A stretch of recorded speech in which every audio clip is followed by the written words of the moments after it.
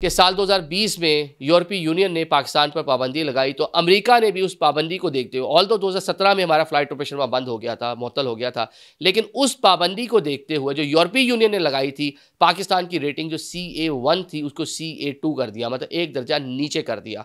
अब जैसे ही CA1 दोबारा होगा तो हम दोबारा से अपना फ्लाइट ऑपरेशन बहाल कर सकते हैं। यूरोपीय यूनियन ने आपको इजाज़त दे दी है।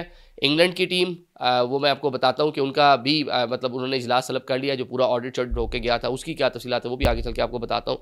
तो अभी जनाब जो प्लान है, इस प्लान के मुताबिक दोबारा से पाकिस्तान के 3 जो शहर हैं, वहाँ से अमेरिका के 3 शहरों के लिए फ़्लाइट ऑपरेशन का आगाज़ होगा। इस बार एक डेस्टिनेशन अमेरिका में पड़ा है, पाकिस्तान में तो वही है, लाहौर है, कराची है, इस्लामाबाद है। अमेरिका में ह्यूस्टन जो है शहर उनका, स्टेट टेक्सास है, डैलस टेक्सास। यहाँ पे पाकिस्तानी कम्युनिटी बहुत है, मतलब मिनी कराची कहते हैं उनके शहरों को, बहुत सारी तादाद में पाकिस्तानी वहाँ पे मौजूद हैं।